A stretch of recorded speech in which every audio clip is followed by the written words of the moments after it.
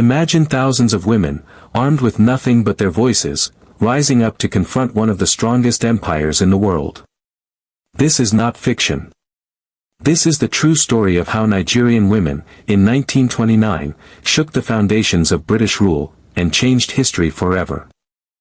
It began in southeastern Nigeria, in the towns of Aba, Owerri, and Calabar. The British colonial masters had introduced a new system of government and taxation. At first, only men were taxed. But soon, a rumor spread, that women would be taxed too.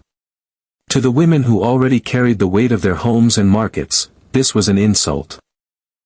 One day, a British tax officer ordered a woman named Nwanyirowa to count her goats and chickens, for tax. Nwanyirowa was furious. She shouted, "Do you count your mother's things for tax?" Her anger spread like fire. She called on other women to gather, and they answered. From village to village, the women united. Over 10,000 women marched together, chanting war songs, carrying palm leaves, the symbol of peace and power. They surrounded government buildings, courts, and native chiefs.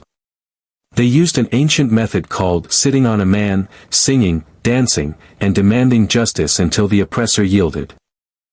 The colonial officers were shocked. They had never seen women protest with such force and unity.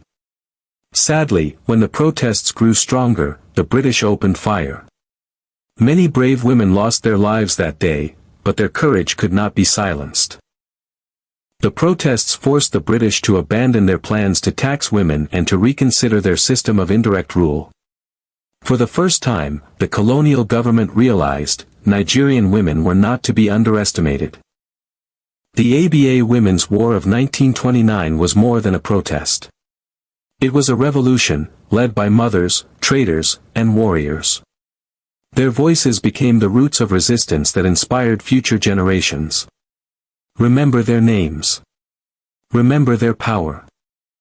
If you believe Nigerian women are unstoppable, hit that like, subscribe, and share this story to keep their legacy alive.